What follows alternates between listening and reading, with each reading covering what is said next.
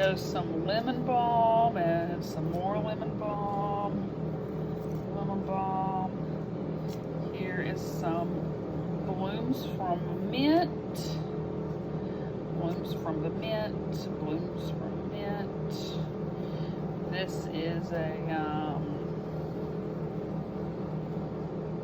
rosemary sprig. A little bit more rosemary. Smidgen more rosemary.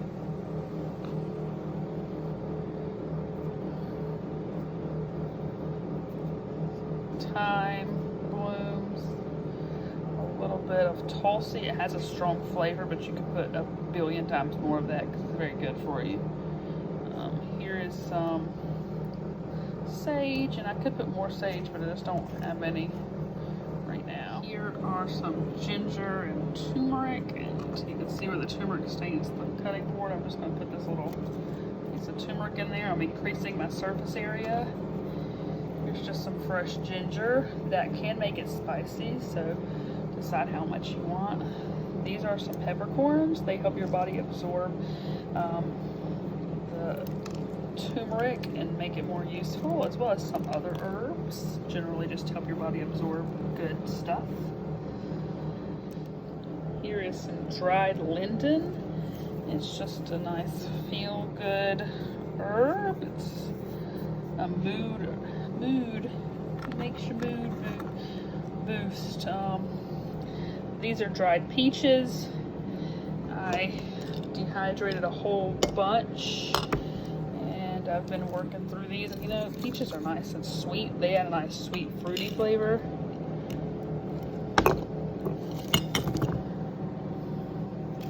They just taste really good. I'm sure there's some nutritional benefits in there.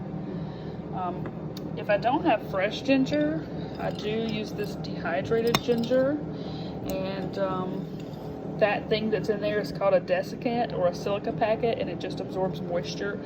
That way if any moisture gets in there, I don't lose all of my ginger to mold. Here are some stinging nettle leaves that are dehydrated. When I dehydrate my herbs, I dry them low and slow to preserve all the good stuff in there. I'm not going to add any stinging nettle to this. It's all about allergies for the stinging nettle, but I like to get this with tongs, and since I'm also holding my phone, I'm not quite that coordinated. Here is some dehydrated turmeric that I use. You'll notice I store it directly with the peppercorns so that I don't forget to add peppercorns whenever I add that to my tea, because it helps with the, I might say this wrong, I'm definitely going to say this wrong, curcumin, which is something that's in there that you want to, you're trying to get to absorb into your body, and it helps your body to absorb that. Alright, it is time to add water. You could definitely do this exact same thing with just one whole pot of the same herb, but I really enjoy making up some nice herbal blends, especially on the weekend when I have a little more time, and if I'm not targeting anything specific. All of the herbs that I've put in here are easygoing herbs. They're gentle herbs. Don't have anything in here that's, you know, really a harsh,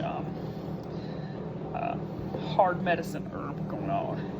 And they're all in low quantity, since I'm just doing this steep tea here.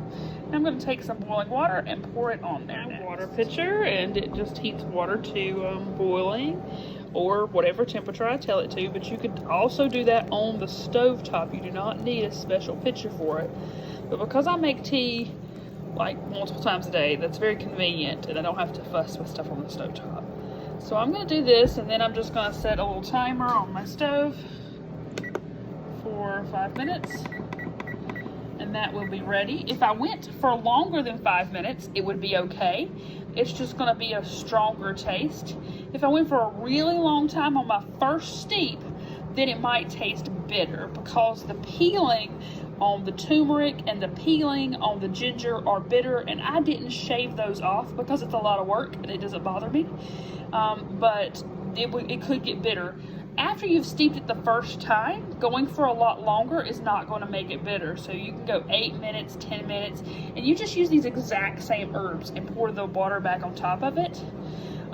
Also, I could have taken that same amount of herbs and put it in a big pot like I would cook spaghetti noodles in, and it would be just fine to make tea. It's just going to make a mild flavored tea, a less concentrated tea. So that's not bad. It's just a matter of taste and preference. I like something that tastes really nice and strong, and I like for all of that goodness to be concentrated into a few cups. But you could definitely do it in a bigger pot, and you could add more herbs to get a concentrated version, or less. This same amount would make a mild tea in a big pot that you might sip on all day long. By the power of technology, this 5 minutes has passed and this tea is ready to pour.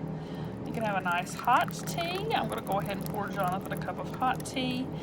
I often like to drink mine cool, so I'm going to pour mine over some ice into my little tea pitcher here. Now that ice is going to water it down significantly. I could add more ice if this melts,